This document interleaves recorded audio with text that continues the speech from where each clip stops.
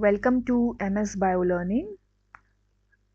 I will give you step-by-step guidance for researcher and student. I am Dr. Deepa Singh, so let's get started.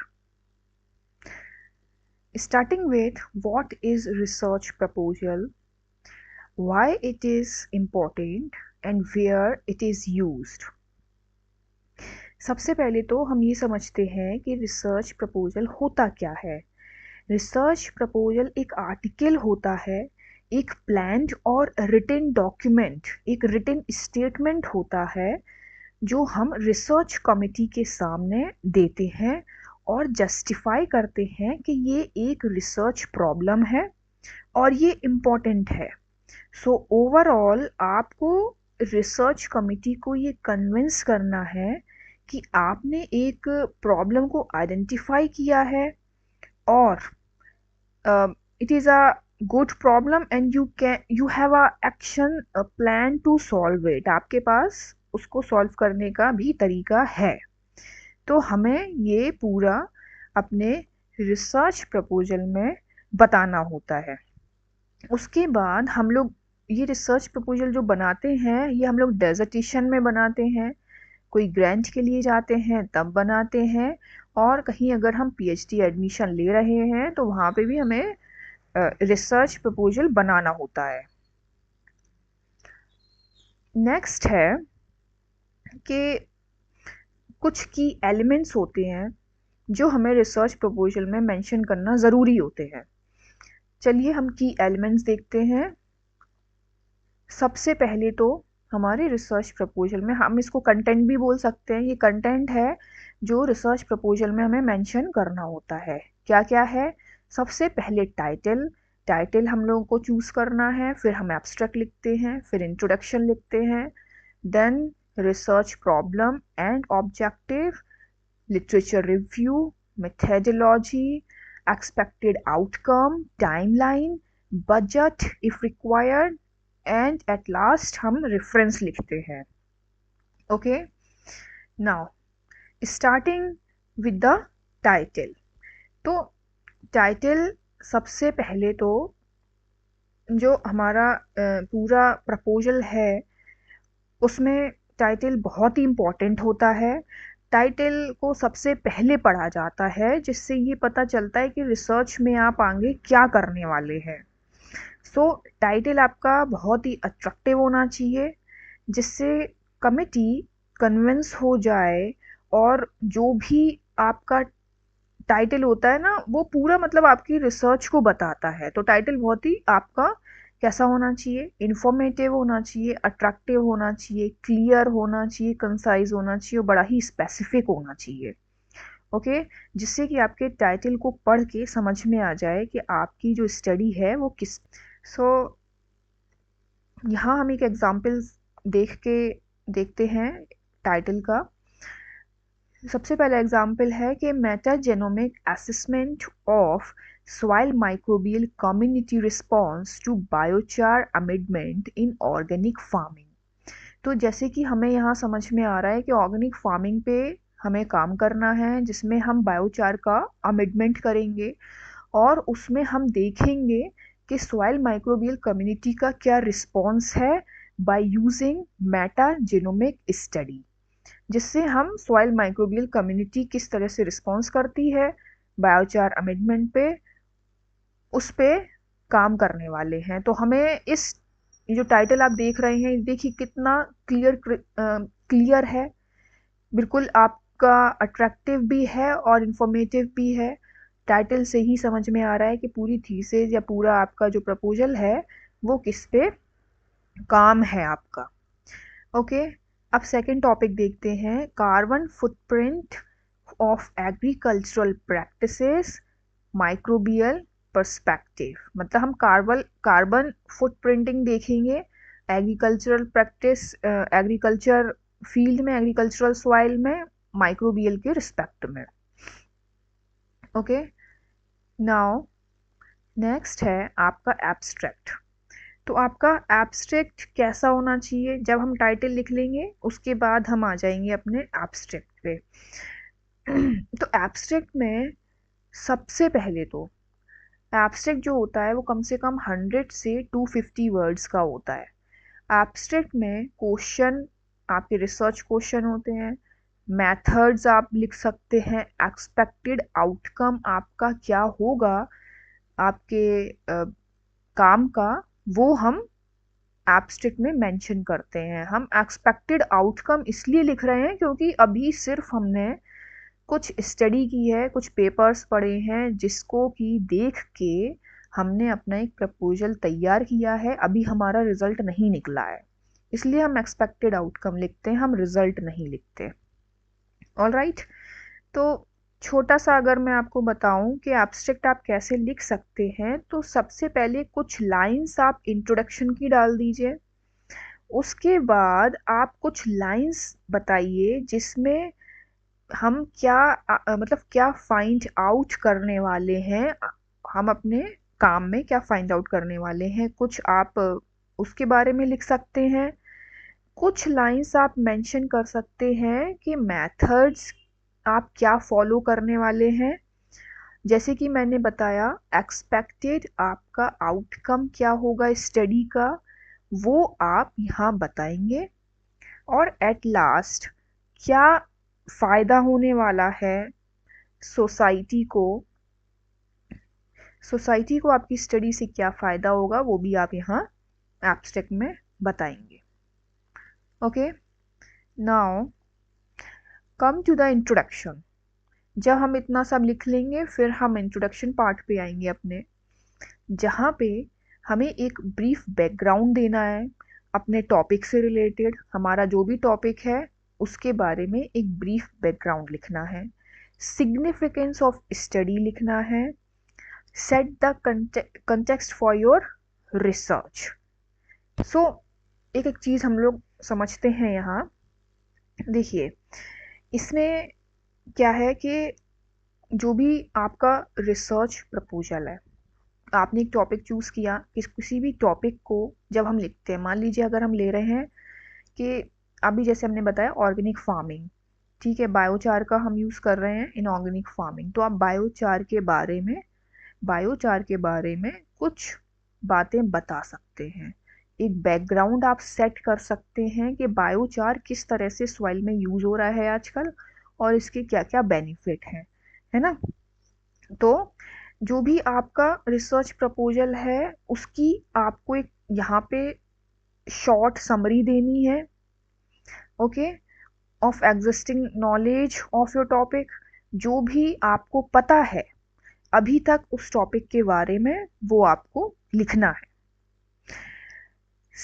Significance का मतलब है significance of study, क्या importance है, आप जो study कर रहे हैं उसकी क्या इम्पोर्टेंस है, क्या वैल्यू है उसकी, ठीक है, और उसका क्या पोटेंशियल इम्पैक्ट है, क्या इम्पैक्ट पड़ेगा आपकी स्टडी का, वो सब हमें मेंशन करना है इंट्रोडक्शन में।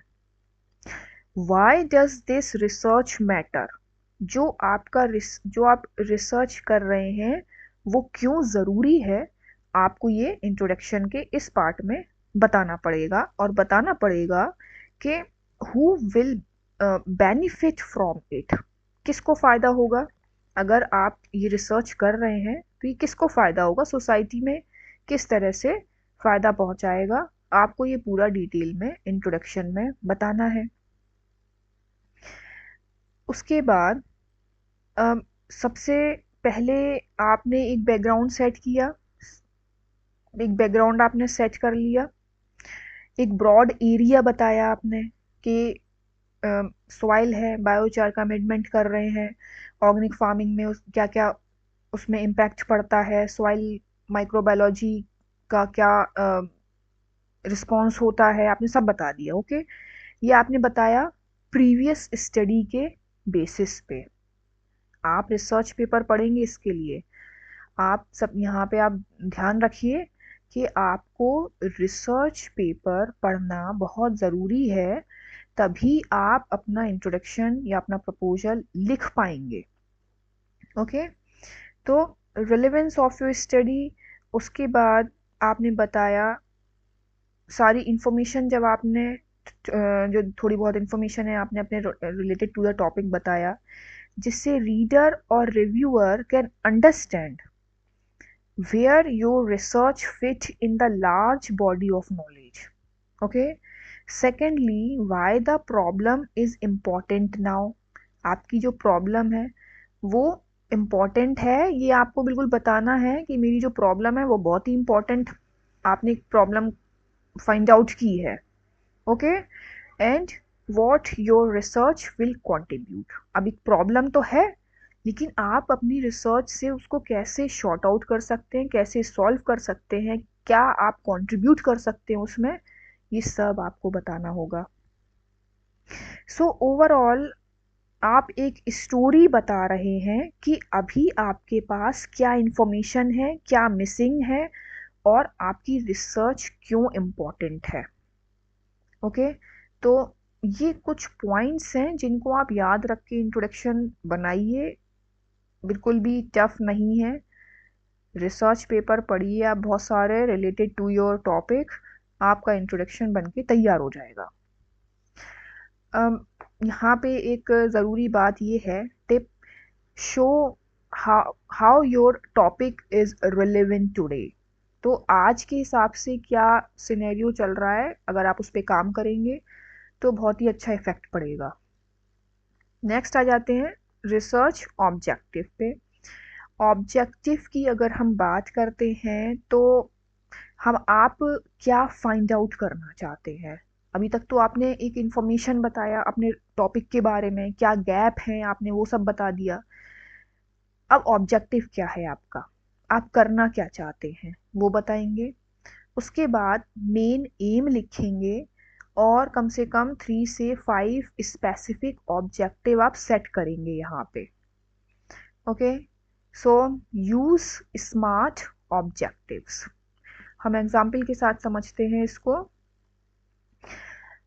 जनरल ऑब्जेक्टिव यानी कि मेन गोल, एक ब्रॉड स्टेटमेंट होता है. ये ध्यान रखिएगा, ये एक ब्रॉड स्टेटमेंट होता है of your research is the overall aim. तो हम जैसे कि study the effect of soil microbial community on carbon dioxide emission in agricultural field. Okay. ये हमारा एक ओवरऑल ब्रॉड स्टेटमेंट है ये. ठीक है, ये याद रखना, ये ब्रॉड स्टेटमेंट है. जैसे कि हमने अभी आपको टॉपिक बताया था, ये किसी का टॉपिक भी हो सकता है. ऑब्जेक्टिव, अब इस कुछ स्पेसिफिक ऑब्जेक्टिव्स भी हम लिखते हैं. ठीक है, नैरो होना चाहिए. जो ऑब्जेक्टिव होता है ना वो नैरो होता है, फोकस्ड होता है, उसके सब गोल्स होते हैं जो आपके मेन ऑब्जेक्टिव को सपोर्ट करते हैं. मतलब आप ये काम करना चाहते हैं, ठीक है, लेकिन कैसे करेंगे, स्टेप बाय स्टेप, वो हम लिखते हैं यहाँ पे आपके ऑब्जेक्टिव में. सबसे पहले तो आपका पहला ऑब्जेक्टिव क्या है, to isolate and identify dominant microbial species in a soil, to measure carbon dioxide emission from soil under different farming practices, to analyze the relationship between microbial diversity and carbon output, to recommend sustainable practices for reducing carbon dioxide release from soil. ये कुछ specific objectives हैं. जब आप ये objective पूरे कर लेंगे तो आपका ये पूरा जो एम है ये कंप्लीट हो जाएगा. इसके अलावा आप अपने खुद भी ऑब्जेक्टिव बना सकते हैं अपनी गाइड की हेल्प से. मैंने तो कुछ एग्जांपल आपको यहाँ पे दिए हैं. आप यहाँ पे फिजिको-केमिकल एक्टिविटी भी ऐड कर सकते हैं. उसके बाद आप माइक्रोबियल एक्टिविटी भी आप यहाँ पे ऐड कर सकते हैं. और भी अपनी तरीके से आप यहाँ कोई और स्टडी करना चाहते हैं तो आप अपने ऑब्जेक्टिव्स को घटा बढ़ा सकते हैं, लेकिन ऑब्जेक्टिव वही लीजिएगा जो आप पूरे कर सके. नेक्स्ट आप देख रहे हैं ये टारगेट है, तो कुछ इसी तरह से हमारा जो ऑब्जेक्टिव है वो टारगेट होता है कि ये टारगेट हमें कंप्लीट करना है. उसी तरह से हम ऑब्जेक्टिव सेट करते हैं. आ जाते हैं हम अपने लिटरेचर रिव्यू पे। लिटरेचर रिव्यू लिखने के लिए सबसे पहले तो समराइज की studies, identify gap, build your case. Okay, किसने प्रीवियस क्या काम हुआ है, प्रीवियस क्या काम हुआ है यहाँ आपको लिटरेचर रिव्यू में बताना होता है। नेशनल लेवल पे, इंटरनेशनल लेवल पे क्या गैप्स हैं जिन पे अभी तक काम नहीं हुआ है, और इस तरह से आप अपना केस बिल्डअप कर सकते हैं। यहाँ पे जो इम्पोर्टेंट बात है वो ये है कि लास्ट कोशिश करिए कि 5 इयर्स तक के रिव्यू ऑफ जो आपके लिटरेचर रिव्यू है वो 5 इयर्स तक का लेके चलिए आप। लास्ट 5 इयर्स के, 10 इयर्स का भी चल सकता है। 5 इयर्स के अगर आप लेंगे करंटली, अगर आप यूज़ करेंगे लिटरेचर रिव्यू, तो ये अच्छा आपके प्रपोजल के लिए होगा। नेक्स्ट आ जाते हैं हम मेथडोलॉजी पे। मेथडोलॉजी में कुछ पॉइंट्स हैं, देखिए।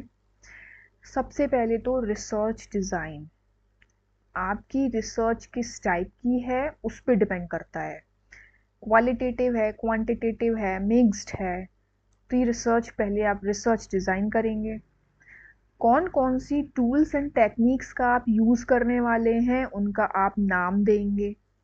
ठीक है, एक जब आप रिसर्च पेपर पढ़ेंगे और अपने टॉपिक से रिलेटेड जब आप ऑब्जेक्टिव्स बनाएंगे तो आपको पता चल जाएगा कि आपको कौन कौन सी टूल्स एंड टेक्निक्स की ज़रूरत पड़ेगी। डेटा कलेक्शन कैसे करेंगे आप, एनालिसिस प्लान क्या होगा आपका, ये आप मेथडोलॉजी में मेंशन करेंगे। जैसे कि soil microbiology describe the type of soil, microbes किस पे आप काम कर सकते हैं, उनके टेस्टिंग मेथड्स क्या हैं, वो आप यहाँ डाल सकते हैं। नेक्स्ट है हमारा, जब हम इतना काम कर लेंगे तो एक एक्सपेक्टेड रिजल्ट क्या होगा, उसका इम्पैक्ट क्या होगा। अगर हाइपोथेसिस रिक्वायर्ड है तो आप हाइपोथेसिस लिख सकते हैं। Discuss how your work can help science and society, किस तरह से आपका वर्क साइंस और सोसाइटी में हेल्प कर सकता है, किस तरह का आपका आउटपुट निकल के आ सकता है। पहले तो आप वो बताएंगे, फिर आप बताएंगे कि किस तरह से साइंस में या सोसाइटी में आपका वर्क हेल्प कर सकता है। मेन जो यहाँ पे ध्यान रखने वाली चीज़ है कि mention possible publication, patent and field applications अगर आप मेंशन करेंगे और आप बताएंगे तो अच्छा इफेक्ट होगा यहाँ आपके प्रपोजल के लिए। फिर यहाँ पे कुछ मंथली वाइज चार्ट बना सकते हैं आप। अगर ज़रूरी है तो आप एक बजट टेबल भी दे सकते हैं। इक्विपमेंट, मटेरियल, ट्रैवल, सारी चीज़ें उसमें इंक्लूड होती है। ये आप रियलिस्टिक रखिएगा, अलाइंड विथ ऑब्जेक्टिव। जो आपका ऑब्जेक्टिव है उसी के हिसाब से आप चलिएगा। कुछ भी और चीज़ें अगल बगल की ध्यान मत रखिएगा, ऑब्जेक्टिव को ध्यान में रखते हुए आपको बजट बनाना है, अपना चार्ट बनाना है। तो चार्ट हम डिटेल में देखते हैं। ये मंथ वाइज चार्ट एक एक्टिविटी प्लान है 6 मंथ का। आप इसको घटा बढ़ा भी सकते हैं। आप इसमें अपने टास्क लेंगे कि रिव्यू ऑफ लिटरेचर के लिए आपको कितना टाइम लग सकता है, एम एंड ऑब्जेक्टिव लिखने में आपको कितना टाइम लग सकता है, सैम्पल कलेक्शन के लिए आपको कितना टाइम लगेगा, लैब एनालिसिस, माइक्रोब है, कार्बन डाइऑक्साइड, जो भी आप काम कर रहे हैं कितना टाइम लगेगा उसके लिए, ये पूरा टाइम यहाँ पे आप मेंशन करते हैं और बताते हैं कि हमारा 6 मंथ का ये प्लान है। ओके, कुछ फिर आ जाते हैं रेफरेंसेस पे। आप रेफरेंस कैसे लिखेंगे, साइट योर प्रॉपर फॉर्मेट, जो भी आपका फॉर्मेट है according to the guideline, guideline के अकॉर्डिंग आप अपना यहाँ पे फॉर्मेट तैयार करेंगे। टूल्स आप यूज़ कर सकते हैं रेफरेंसेस के लिए, ज़ोटेरो, मेंडले, एंड नोट, सभी अच्छे हैं ये। उसके बाद जब आप प्लेगरिज्म, हाँ प्लेगरिज्म आप ज़रूर चेक करें। आपने जो भी काम किया है आपको उसका प्लेगरिज्म ज़रूर चेक करना चाहिए कि आपका कोई प्लेग तो नहीं आ रहा है इसमें। फिर आ जाते हैं कॉमन मिस्टेक जो हम अवॉइड कर सकते हैं। सबसे पहले तो यहाँ वहाँ की बातें, यहाँ वहाँ के ऑब्जेक्टिव बिल्कुल नहीं डालने हैं। लेक ऑफ रिव्यू लिटरेचर ऐसा नहीं होना चाहिए, रिव्यू लिटरेचर बहुत अच्छा होना चाहिए। ओवर एम्बिशियस गोल नहीं होने चाहिए, पुअर लैंग्वेजेस फॉर्मेटिंग नहीं होनी चाहिए, और रेफरेंस की फॉर्मेटिंग पुअर तो बिल्कुल भी नहीं होनी चाहिए। ये आप याद रखिएगा, रेफरेंस बहुत ही इंपॉर्टेंट है, रेफरेंस की सेटिंग करना बहुत इंपॉर्टेंट है। ओके, फाइनल टिप ये है कि अपनी रिसर्च प्रपोजल को एकदम क्लियर और कंसाइज रखिए, और फॉलो यूनिवर्सिटी और फंडिंग एजेंसी गाइडलाइंस। आप मेरे अगर आपको ये वीडियो अच्छा लगा है और आप डिटेल में पढ़ना चाहते हैं, introduction, abstract, how to choose your title, आप मेरे चैनल को लाइक करें, सब्सक्राइब करें, कमेंट करें। आपको बहुत सारी इंफॉर्मेशन मेरे द्वारा मिल सकती है। So you can join me on Telegram, Instagram and Facebook. आपकी अगर कोई भी क्वेरी है, अगर आप कोई मुझसे हेल्प चाहते हैं, तो आप टेलीग्राम पे मुझे मैसेज कर सकते हैं, मैं टेलीग्राम पे आंसर करती हूँ। Okay, thank you.